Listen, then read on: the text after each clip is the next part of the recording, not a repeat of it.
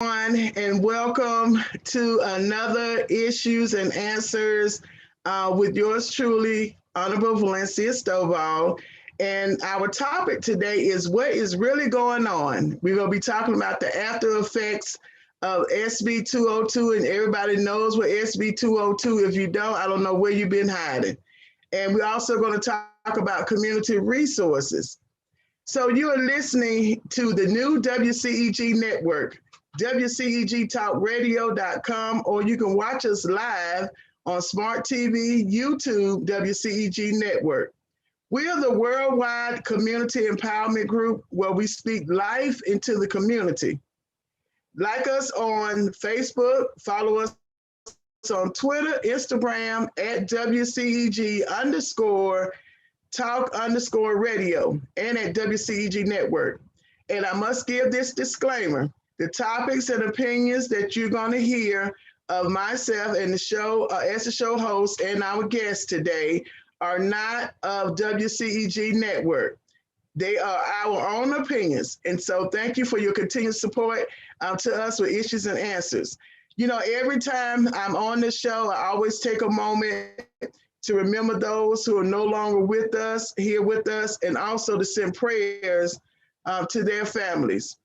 Also thanking those who continue to be on the front line to keep us safe and ensuring we are healthy and our immediate needs are met. We salute you and we thank you all for what you're doing.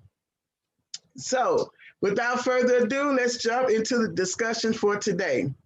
We have as our special guest this afternoon, Evangelist Sharon J. Hill, and we would like to welcome her to Issues and Answers, joining us today.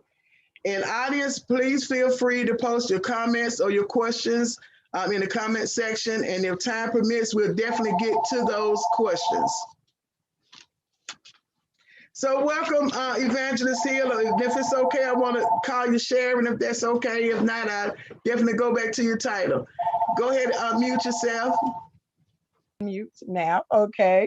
Blessings and thank you so very much. Representative Stovall, this is most awesome for you being here with you today. And it is for the work that you have done. I am just honored to have been a small part in being there and knowing the passion that you have. And so this is an honor. I am Sharon J. Hill, Cobb County resident here in Georgia, hailing from Camden, Mississippi. But I am a community advocate. And look, that really is it. We can put activists in there, you know, as well.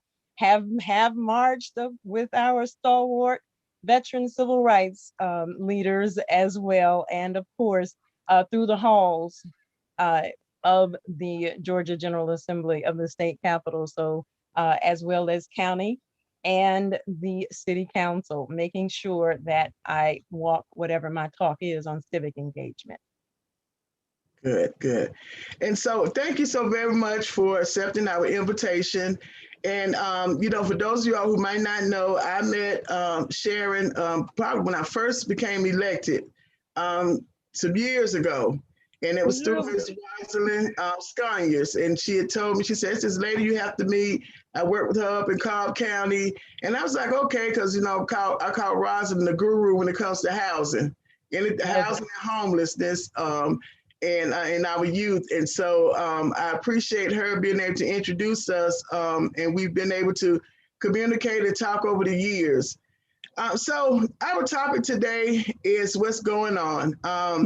You know, we've been hearing a lot about SB 202, and for those who might have not read the bill and you want to read the bill, you all, you know, I always tell you all to make sure you read everything. Don't just go by what I say or what someone else says. Read for your own self for understanding.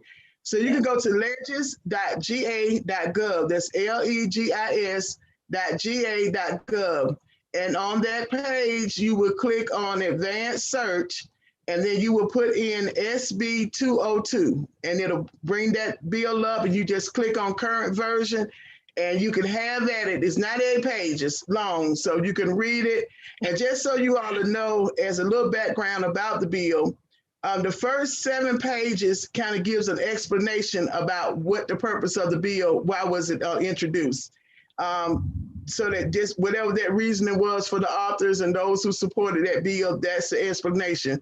And then when you get to about page 7, the middle part of page 7, that's when you start getting into the meat of what the bill is really about and those changes in state law that is now in effect because the bill was passed, it's been signed into law. And so beginning our municipal, actually there's a special election that's coming up because one of my former colleagues, he got appointed with Georgia Tech. So they're going to be a special election for that. So this particular bill and the laws will actually be taken into effect with that election. And more importantly, municipal elections, which are your city elections that are coming up in November. So this bill will be the first full run of seeing how effective or ineffective that bill is. And so, Sharon, one of the things as a voter empowerment guru, I won't say advocate, I'm going to say guru. Yes. What are some things that you see as a community that we need to now start working towards as we're preparing ourselves for this upcoming election? Well, thank you so very much for this opportunity. I immediately called out to some of the community people across the metro area and in our outlying areas, Middle Georgia and South Georgia, to share with them when this was actually in play, that, look, we can't wait. We can't wait. We couldn't wait until it was signed. The time is always now for us to be on the ground with all boots and all hands. And so what we must do is, while we note what the law cites, we must get back to those basics. We have to get back to community, connecting, having conscious conversation, making sure that you remember when we used to have community captains. Yes. Your block captains. Come on, you all. It doesn't matter what community you are in, because this is about voting for everyone. See, this is what has been missed, in that it affects everyone that votes. And yeah, exactly. And as you call me a guru, yes, it was the absentee voting that no one wanted to do, that I insisted on every conversation bringing it up. I even said it where even doing voter registration, to make sure that we always had the absentee ballot applications right there, and to encourage, because at that time, and you know what, this is what I used to say, if we don't use it, we will lose it.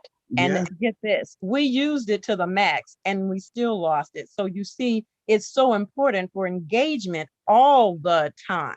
That is what this stresses, in that we got it down, because I even had some other of our advocates to say, oh, well, I don't believe they count our votes with the absentee. And I said, well, remember, your name is not on your ballot. Right. That's what you have to remember. And so, see, just like the 202 that I call, that has been lynched, and I call what's in it strange fruit, that we have to bring to our remembrance what things look like and how we need to come together and make it happen. That means making sure that, like our seniors who love to go to the polls, that they get there. Yeah. That they get there. That we have, look, our churches have vehicles. Those are the calls I made to our churches. We need your vehicles. Anyone that can drive, sign up to be available for any of our upcoming elections, like you just cited. We have a special election, and that one actually is in Cobb or Kennesaw, and part of Marietta, Senator Burt Reeves. And so we must make sure, well, not only that, right, that we also have a candidates for them, but making sure that those people in that area know that it's time for them to vote as well, for the absentee. Now, how about this? What's the largest population? Come on, you all, you know that it's the baby boomers. Well, guess what? I really thought, remember they had initially said something about changing the age to 75 only for absentee, right? Right. Well, it still is 65. And so baby boomers, that's us. That is, so anyone, we need to make sure that they get their absentee ballots in. And yes, we used to have 6 months. We don't have that anymore, right? That has Right. been totally turned around, but that's okay. We need people who are working, because now 5 o'clock, really? Until Mm-hmm. 5 o'clock? No. So that means we need to do absentee ballot even more. Right. We have to look, as we say, call and tell mama and them, Mm-hmm. wherever they are, wherever you are from, we have got to be organizing. Where is that community captain, that block Right. captain, for those of us that, all we need, like I said, in people's agenda meeting, we have the QR code for voter registration, right? Right. It Mm-hmm. is a QR code. Well, put it on the back of your phone so that you Mm-hmm. can always have it and help somebody. We know about My Voter page. Make Right. sure that your status is updated. Make Mm-hmm. sure that, well, you haven't been purged. And that's another thing. We know that that's on the Secretary of State's website as well. We are constantly looking at that. Um, and so, Let me ask or, you. Let me go ahead. this I'm question. sorry.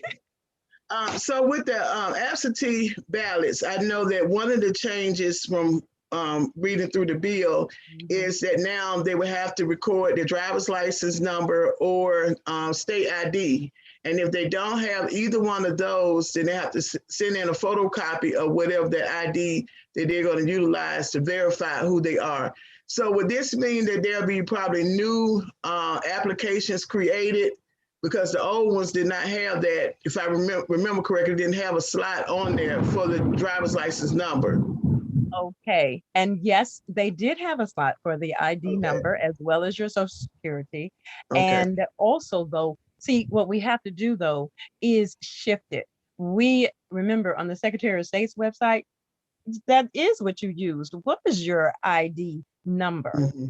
And so when we spoke to the Board of Elections directors, especially my Cobb County director, and I speak and encourage people to go to your county Board of Election meetings so Mm-hmm. that you not only hear from them, but they hear from you. Yes. That what they didn't want was the paper. They did Mm-hmm. not want the paper because of the extra work. And so, because we don't have that, let us please not be distracted. It is what was already used. And if you use the Secretary of State for the absentee ballot, it records it automatically. That is actually what you put in to even have it submitted. And then it will say successfully submitted. And so you're saying when they go on to my voter page, that's the mvp.sos.ga.gov. And so when you go on there, that's what Sharon was mentioning earlier about checking your Right. status. And don't wait till early voting is started. Start check it early on so you know exactly what precinct you're going to need to go to. Because now there was another change where you used to can have a provisional ballot when you went to the wrong precinct if you were in the same county. I believe that has changed in there from what I read as well. So you want your vote to be able to count, you have to go to your precinct. And the only way you'll know what your precinct is, unless you're one of the ones that are those, we call them super voters. The voters. Hard, we know that. Yes. Election, some of the polling precincts have changed and will probably change, because there's another part in that bill that allows that local election board to be able to change those locations if it's 2,000, or if they suspect it's going to be a lot more people coming to that precinct. So Right. the most important thing is being vigilant and making sure you're paying attention. And whatever you don't know, like she said, ask your state election. Those are local citizens that are appointed on those boards. They have them for the Democrat and the Republican. I'm an independent, so I don't know when they're going to add us in so we can have people on the state election, the different boards anyway, but that's a whole nother conversation. But you do have people that represent you from your community that are on those boards. And so you have to stay involved. And so I appreciate you mentioning that about you can apply online through the Secretary of State's website, the My Voter page, for your application. So remember, it's 2 steps. You have first, you have to apply for your application for your ballot. So it's an application for your ballot. Then the ballot is sent to you. Then you have to complete it and mail it in, or like we were talking earlier about the drop boxes. Now, if you decide to do the drop box, you have to go before 5 o'clock. And Okay. I believe, and you could correct me, it now has to be located inside of the election office. What about Yes, like ma'am. Fulton County and Cobb, where you all are so much bigger? So everyone have to go to that one precinct? No, it will be at different ones, and it's how it's what they decide, what the county decides, how many and what the areas are. And so I know you are used to us here in Cobb making sure that we stand up for the South and the West side that is usually overlooked, as we did in the last election cycle. That yes, it is so very important. And again, that's the other strange fruit now, okay? That the drop boxes are inside, as well as you can only vote up until 5 p.m. That is what we have to make sure of. And we have to make sure that we again share my voter page, share again the QR codes for registering as well. My voter page, you can register and ask for your absentee ballot. But remember, that time has changed. We don't have the 6-month window anymore. Right. As well.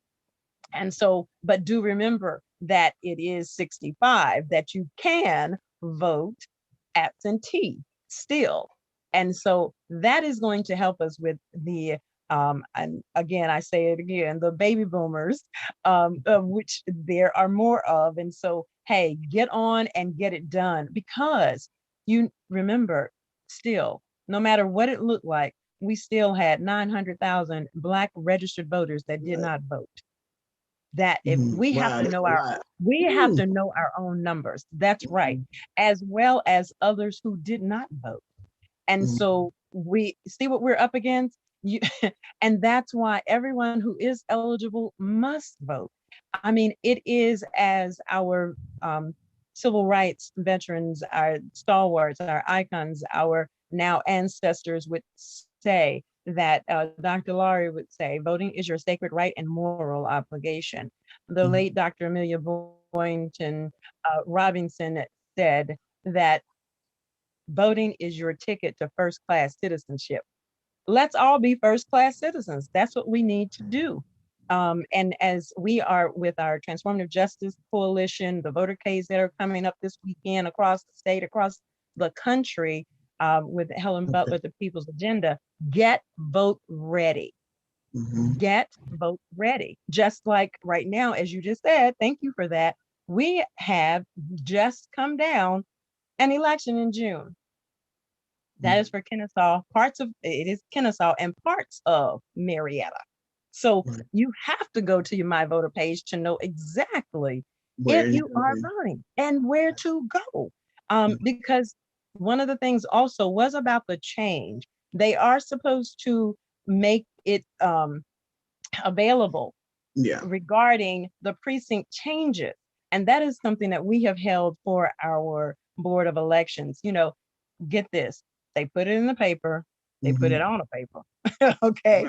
And it's on the website, right? So we all know, first of all, you know, I don't care how many of these you have, right? Right. Not everybody has data. Right. Without Wi-Fi. How about that? Not everybody has it so they can get it. This is just because we have one. And just because you have you may have a computer, but you don't have Wi-Fi. These are the little things that we have to remember, that we have to be thinking and being our sisters and brothers keepers on this, and just have the conscious conversation wherever you are. You never ask anybody, are you registered? Mhm. Right? What does that sound like? Yeah, maybe Accusing you of something. yeah, maybe asking the question, are you going to join me in voting this particular Come election? on. I do have Come another question, on. Sharon, because I know you talked about the baby boomers. What about our millenniums? So Ooh, what are those tips that we need to be those who are parents of millenniums, or aunties and uncles of millenniums, or friends, some of friends of millenniums? That's a whole nother story there. But right. um, I know, right? that we need to be sharing to making sure that they are just as engaged, because we know that we engage with all of the unrest across the country, and more specifically here in Georgia. So, what are some things that we can be able to take that same energy that they had during those unrest and still having with the unrest, and then kind of transforming it or translating it into voter empowerment? Wonderful. I can't stress it enough. Just conscious conversation, and Mhm. engage them in conscious conversation. Like you said, okay, they're already woke now. Let's be real Mhm. clear. But how about this? We have to awaken their engagement aspect, right? Because it's really, no, it's not just walking down the street, but really they do know these things, and they are available and make themselves available to be a part of it. We have Black Youth Vote. We have, what is it? The other one, the Hip Hop Caucus that we engage with. And if you cannot connect them, make sure that, or how you say, it's always the people's agenda. It is always for the organizations that are a part of it, of connecting the dots. And our esteemed Mary Pat Hector is now the state director for Black Youth Vote with Reverend, oh my goodness, Gerard, he's gonna kill me now. Okay. But well, look, it's the female. Come on. Anyway, I do apologize. I cannot remember his name, but it is Black Youth Vote. And with People's Agenda, we have election protection. There's just other ways. And you all, we really do need them to also sign up to be a part of voting, to work, be at the polls working. Poll workers So how do already. they do that? So you have someone that says, I want to participate, I want to be inside and watch how people vote, I want to understand the process better. So what's the first step that they would need to do now if they were interested in being poll workers, and even on some instances poll watchers? But I know the poll workers are the ones that get paid from the That's local right. board. That is correct. And it's at the website, the county website. They have that information. And really, I can't stress it enough as well, again, about going to your county board of elections office. Let them see you. Let them see you come often, and go and pick up the voter registration forms. Put your name down that you are going to be doing this, passing out, giving out, doing the voter registrations. They have the forms there at the office where you can complete it, give it to them. They will contact you. There is training for that. That was one of the things, that we spoke on before regarding during the election, the hoorah and everything about all that went on.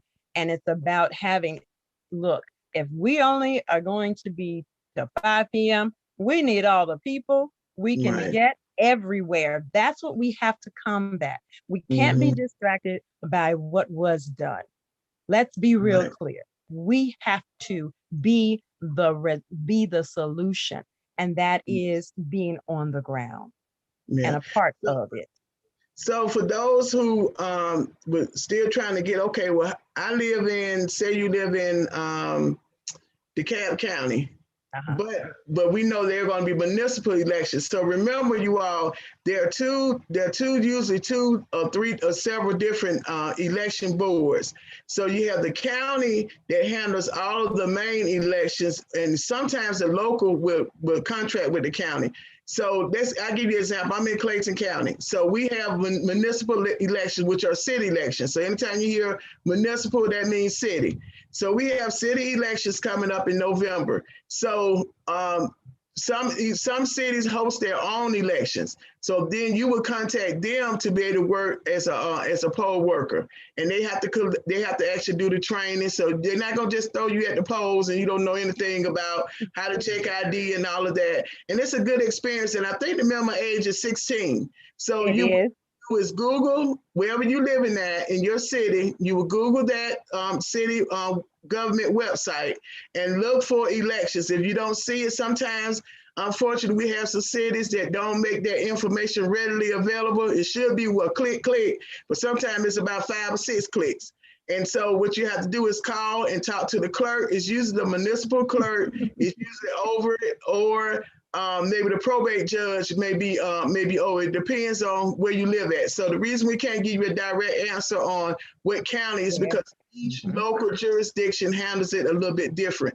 There are uniform laws like what we were talking about with SB 202 that have to be followed, but then there are some that are locally, some other things that they do in the process that you need to be mindful of. So if you're interested in being a poll worker, you don't have to have any experience. As long as you can at least read and know how to comprehend and listen, I think you'll make a great poll worker. It's a great experience, minimum age 16, and they pay above minimum wage. So you know you're gonna make more than that than the minimum wage.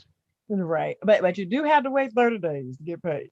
Okay, so don't go in thinking in 2 weeks it's gonna get there. Okay, there is a little waiting time, Right. but it'll be right in time for Christmas. How about that one, right? But one thing you could count on, the local government or the county is not going anywhere. So you don't have to worry about them running off with your change, with your piece of money that they're supposed to pay you. So that's guaranteed you'll have that. And like we talked about earlier, there is a special election. So that special election will be handled by the county election board because it's dealing with state and federal elections. But this particular one for special is just a state, but I'm just giving y'all the example. It's kind of confusing. So whatever you don't catch on what we're talking about, just call. Just pick up the phone and call. It's better to ask the questions to get a better understanding than anything else. One other thing, a couple other things I saw, even dealing with that bill, of course, Secretary of State Raffensperger, before this bill passed, he was the chairperson of the state elections board. So for those who might not understand the difference between what we're talking about, and one thing, Sharon, I like to do is, my goal is always to empower my listeners with knowledge to make changes. And so I break things down so they can try to understand it. And so the state elections board is the big elections board that oversees all the elections across the state, no matter whether they're municipal or city or county. And so they have a person that's the chairperson, that's the one that runs actually runs the meeting.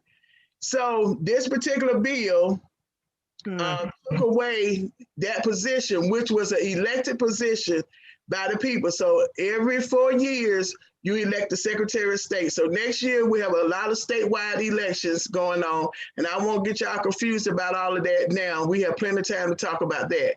But I'm trying to get to the point about the Secretary of State is no longer the chairperson over the State Board of Elections. That now, because the legislative body of the General Assembly is not in session, they could not vote on the person who's going to be the new chairperson.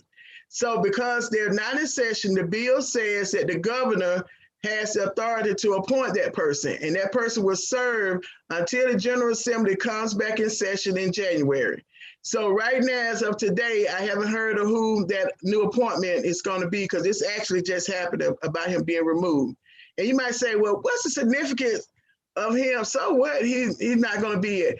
Well, whether you like the Republicans, whether you like the Democrats, we have a democracy in the United States, and it's by people electing the person to serve in position. And unfortunately, sometimes we disagree with those people that are elected and we want to get them removed. Well, that's why the power of your vote is important to remove them. Now, sometimes they do some things that are out of character or what we call malfeasance, and they have to be removed by law. But this particular law, I didn't agree with it, and I already expressed that with you all, that position should stay like it was because that's who the people elected. And not because you disagree with whatever shenanigans went on with the last election, but that's who we as the voters overall, whoever voted for that person, he became the majority. So that means that's everybody's Secretary of State. So now there's going to be a person appointed by who know, well, we know who, but we don't know anything about the background and the relationship. And the importance of that person is that anytime there are any questions about how the election is done across the state of Georgia, whenever you file a complaint, it goes to the State Board of Elections. And what they do is they hold a hearing. And some of you all heard me talking a couple of months ago about how those hearings are conducted. And so that's your fairness with that. But if you have someone that you didn't elect that's in charge of deciding what their agenda is going to be, which means you might have made a complaint, that don't necessarily mean it's going to make it onto that agenda because you don't know what the background history is. I didn't know if you wanted to add some more to it, Sharon. My only thing is, again, civic engagement.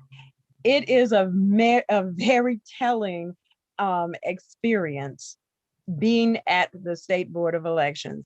Thank you for breaking it down and bringing it back around, because let us not forget, representation, taxation without representation is still what all of this is about. In that we need to have a voice in what is done and how it's done. And, I remember attending a Board of Election meeting, and it was something as simple as this. It was a town of 700 when they were answering what this charge had been. And they said, well, it was only 700 people. So their charge was that they only had opened that week for the election for 3 days.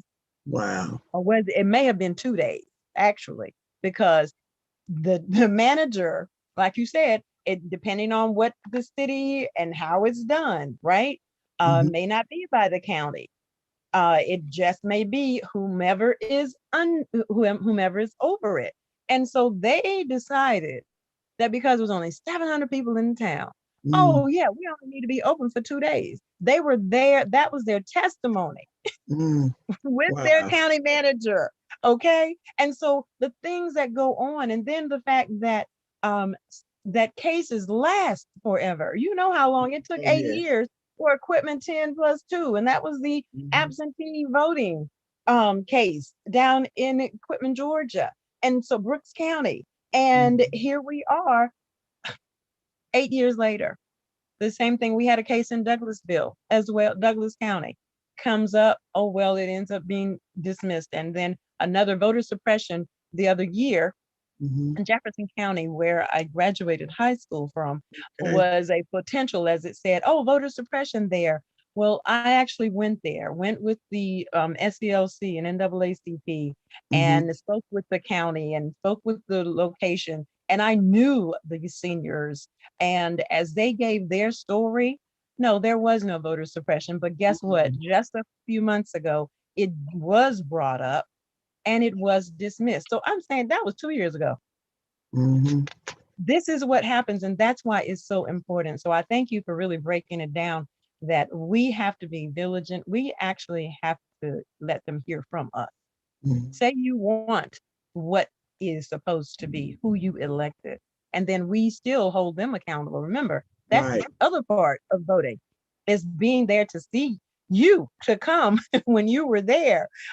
You gave information out, you made it open and was in the community for people to come and be a part. And that is what we really need. That is what we must hold up to have. And that's how we have accountable and responsible governance, by being what? First-class citizens. Yes. And being, like you said, and being engaged and accountability. So if you see something also in the bill, there's a Yes. hotline that's supposed to be established by the Attorney General for you to be able to report anything, and it's supposed to be immediately investigated according to the bill.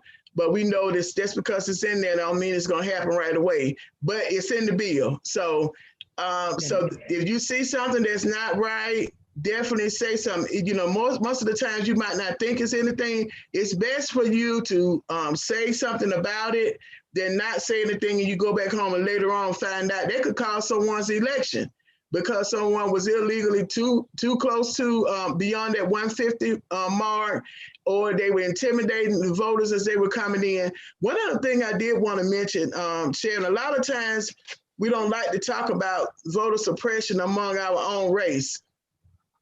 And so we have counties and we have cities that there are African Americans that have suppressed other African Americans and Hispanics and others in their own community. So even though we hear about the Jim Crow 2.0, but we got to be fair and talk about what's also going on in our own backyards. So we're going to talk about voter suppression. Let's be fair to talk about eliminate it overall, not because of one particular race, but because it's not right to suppress someone's vote, to go and cheat, go ballot harvesting, get all these absentee ballots, you turn them all in. You know you're only supposed to do, what's the number? Was it 7 or 10 or it was a number that you had where you could turn in without being penalized? Oh, it's 10. 10. 10. Yeah, some people 10. That would, because on the ballot, just so y'all know, on your application, you put your address down, which is your registered address, and then you're able to put an address down where you want the ballots mailed to. So what some people were doing to circumvent the process, they would go around and collect all these people's applications and then tell them to put this address in. And it could be an empty house or somewhere or another business or another location. All the ballots are then mailed to that one location. They would take all the ballots and then go back around, have the people to sign or whatever. But then to ensure they got in, they would take them. Sometimes they had the inside people that was the election supervisor working with them, and they would hand them all of these ballots. Well, that wasn't right without them recording that they actually helped those people. By law, if you help someone fill out that application or your ballot, you're supposed to record your name. Am I right, Miss Hill? I think that's what I read. That is correct. You are supposed to have that down. And so and see, okay, since you're going there to be real, let's be real. What that does is count against us and make it harder for those of us actually on the ground, really, being one-on-one with people and making sure that their information gets in, because we have a lot of seniors. We have a lot of people. Illiteracy is real. Let's be clear. And so our underserved communities. So what happens is now it's a hindrance because now, whoa, okay, y'all, you know it's storming, right? All righty now. all right. But it is important.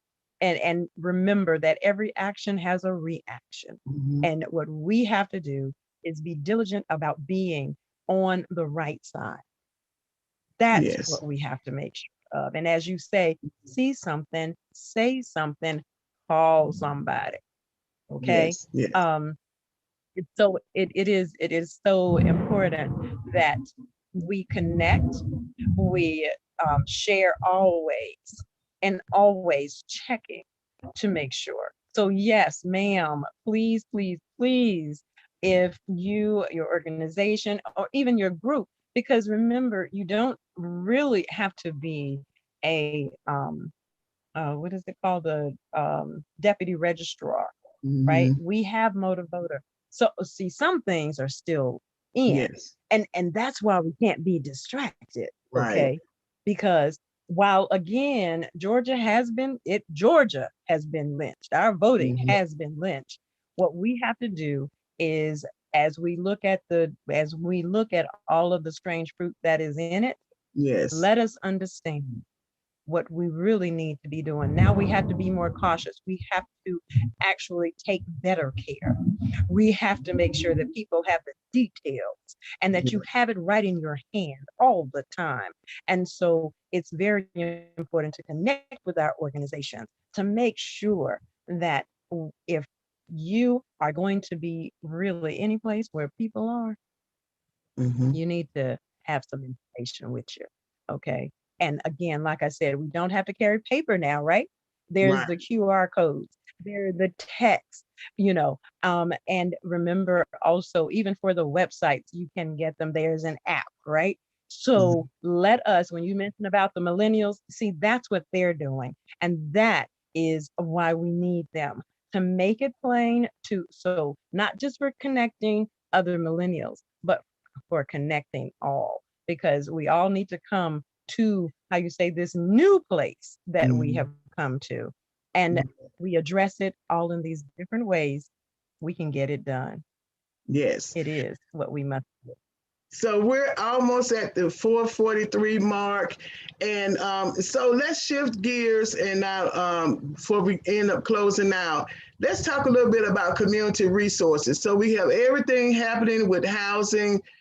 People are waiting to get that money that's set aside to be able to help with their rental assistance. And even with Section 8 just opened up, it's closed, I think closed now, but it was open now, right? And so can you talk, maybe take about maybe 3 minutes to kind of talk about those community resources and where can the people go and the contact and who to contact about trying to get access to those resources that you know about? Well, I know you know about a lot, so you got to break it Wonderful. Okay, you break it all down, right? Because again, yes, I am in Cobb County, but always connecting all over the state as well. And so that's what's really important, because a lot of the assistance is state assistance. It just comes to our counties. And so there we go, back to the community, back to our counties. It comes to your county. We had been able to get funding here in Cobb through our County Board of Commissioners as well. And then, like you said, there is the emergency funding. There are always United Way, the 211, as well as our county. Go to your county. It's, what is it? Whatever the county.gov, and look under the community assistance, and it will break it down for what you need: rental assistance, utilities, even food, and others. They are the ones that are connected, and they are connected to the organizations that the funding has been distributed to. It is important. We know that with the Latin American Association, that's one that is basically not for a particular county. Latin American Association, as well as the new Community Foundation. Okay. That is something that is with from the state. And so Community Foundation, the Latin American Association, you also have, remember, a Community Action Authority is in every county as well. We know Dr. Joyce Dorsey with the Fulton Atlanta Community Action Authority. Yes, that's an outstanding for job. helping with that outstanding job. And so the action authorities are in every county, and make sure that, again, it is 211. And you all, please, your churches, I facilitate outreach for a benevolence, which is under the deacons ministry, but through that we also have receiving grants, and so that's an arm as well. So you have Catholic charities that assist greatly. You have St. Vincent de Paul that is, while they do have boundaries, it still is around the locales. So 211. And you know what? I have to stop and I have to hail Sister Monica Delancey right now with We Thrive in Riverside, for what she has brought to how we need to be and must be for the people. She just had a Renters Association summit at the Kingsley apartment where We Thrive Renters Association is based. And it's so important to walk people through the process. Yes. We at Zion have the online application, but sometimes that doesn't work. So then what? Well, you make sure, like we were just talking, not everybody has every access. So Right. there are, yes, we still have the paper application. Zion Keepers assist homeless veterans. They have the program for there, as well as TBRA. That's the what is it, tenant-based rental assistance. And then we have in Cobb the Center for Family Resources, and of course MUST is in different locations as well.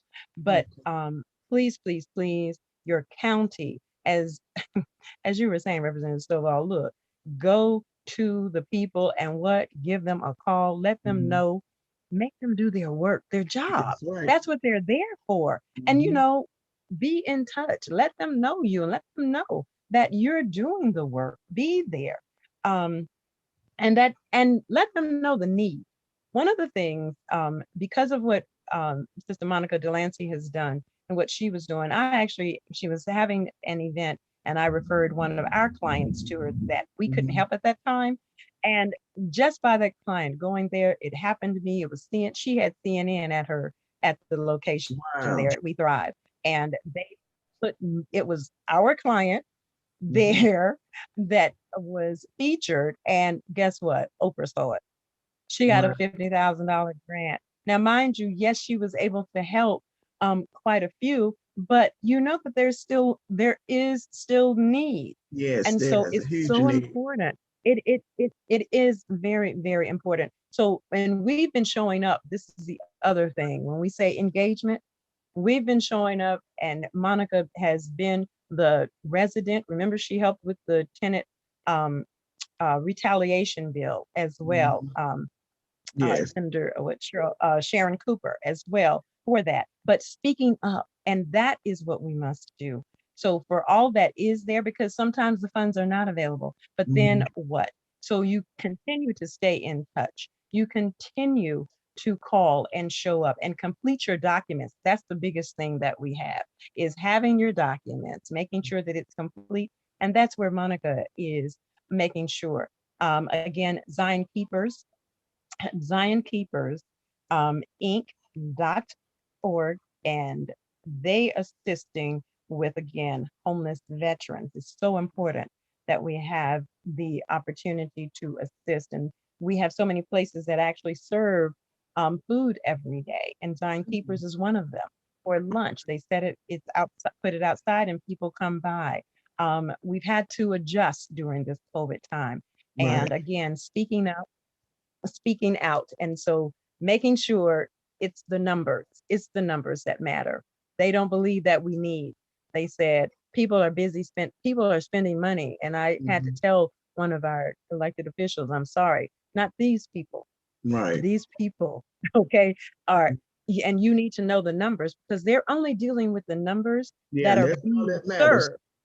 They're dealing with the numbers that are being served. So I showed up a couple of months ago with Monica and another tenant to share with them the real numbers, like 30 calls a day, okay, coming in for service, like 200 and something online applications within a 2-month time. Okay, those are our numbers. So yes, we need help, and for this ARP, the American Rescue Plan that is coming in, we need to make sure that everybody is involved. And so that's why Senator James is having a hearing next Wednesday, and it's an all call for agencies and organizations that are on the ground for your needs and what the capacity is. And we're going to hear from our elected for what they plan to do, and so that we can come together on what really needs to be done and how it needs to get done. That's important. Next Wednesday. Where can they find out more information to know how to log on? Is there, does Senator James have a flyer, or maybe they could go to her Facebook page? It is, and it is for her. We need to register. We need people to register for their testimonials. And it is donzella.james at senate.ga.gov. Okay. So Donzella.james if at you didn't get all of that, senate.ga.gov. what you all can do if you didn't get all of that, you can Google Senator Donzella James, and her information will pop up in the Google search, and you can Come on. click on it, and you can be able to call her office and get more information. And Yes. that's next Wednesday. And so for those who are part of an organization, even if you're not, and a lot of things that have been happening to you, and what's been so strange, not strange, but not normal during this pandemic has been people who usually don't usually need help or need as much help have been the ones that have needed it the most. We've always had those who, we always have to take care of. But then you found a lot of people that were caught in situations because they no longer could work. And these are people that have worked all the time, or these are people that really never have had to go and get food stamps, or never have had to lose insurance, never have had to be behind in their utilities, or if they did, it wasn't for a substantial amount of time. So there are a lot of dynamics that are going on right now across not just the state, but nationally, but we're talking about in the state of Georgia. So, so those of you that are out there, whatever issues that you've been facing, and you said nobody's listening, nobody's doing anything, I appreciate Sharon bringing that up about Senator James on a hearing she's doing. And she's the chair of that, what's the code? The Committee on Interstate Cooperation. And we have reached out and asked the other economic development, as well as agriculture, as well as behavioral and health and human services. We need all hands on deck. What are you planning? All of those legislators across the state, what are you planning to make sure of that gets to the people that the ARP, the American Rescue Plan, was designed for? And what we're hearing is infrastructure, broadband. But guess what? The state has something for that already. So that's why we have to be diligent to hear from our electeds. And I thank you for all that you have ever done for standing up and making sure always having a round table or a forum. That's how we get it done. That's right. Thank you. Thank you. Thank you so very much, Sharon, for taking time out your very busy schedule to be with us today to share insight on getting ready and talking about that strange fruit that's in the SB 202 and what things that we can do, those of us who are active and that can help make other people more active, not just the baby boomers, but also the millennials, because we need them to be engaged in this upcoming election. The next show, you all will be Monday, May the 17th at 4 o'clock. And if you have some show ideas, and actually Sharon reached out to me, I was on a forum with Monica that she was doing with the, what's the name of her group? Monica's group. Right. We Thrive in Riverside. That's right. We Thrive in Riverside. It's the Renters Association. In Cobb County. So I was a guest on there talking about civic engagement. And so I told everybody about the show that was coming up, which was 2 weeks ago, when I had my former colleagues on there talking about the unemployment. And so she was like, oh, okay. So she sent me an email and said, hey, I want to come on the show. I was like, okay. I said, I was trying to get one of the state departments, but there's a process there. So you have to go through a lot of channels to get there. So I appreciate you coming on and sharing your information. And so May 17th at 4 o'clock, you all, if you want to, you have some ideas for show ideas, you can send me an email, contact@gostovall.com.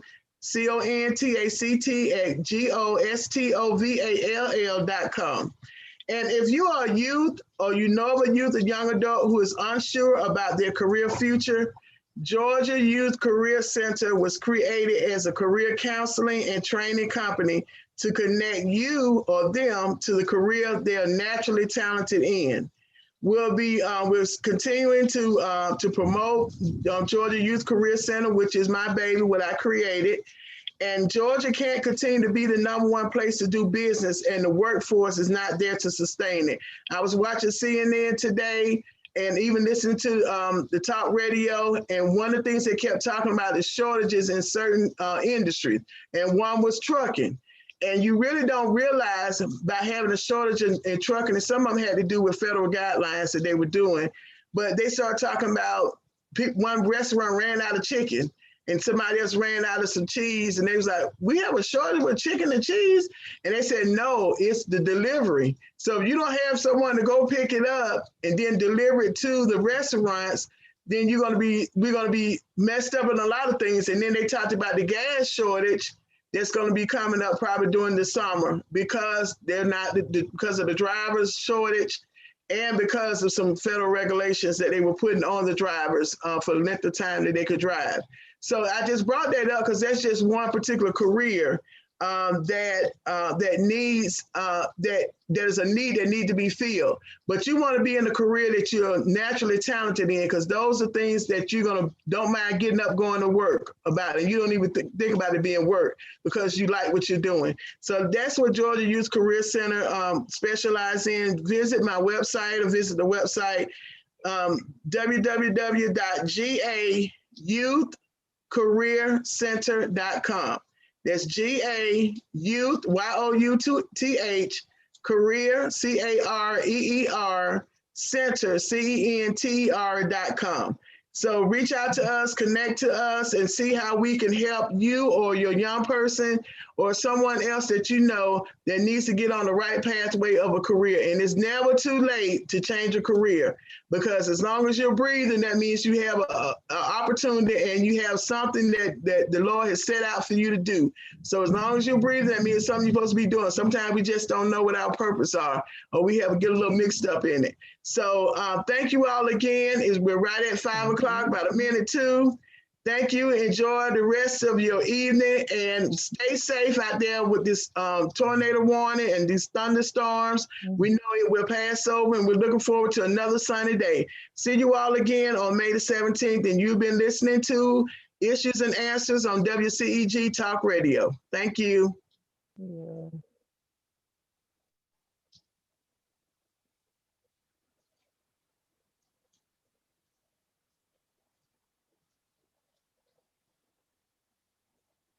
Mm-hmm.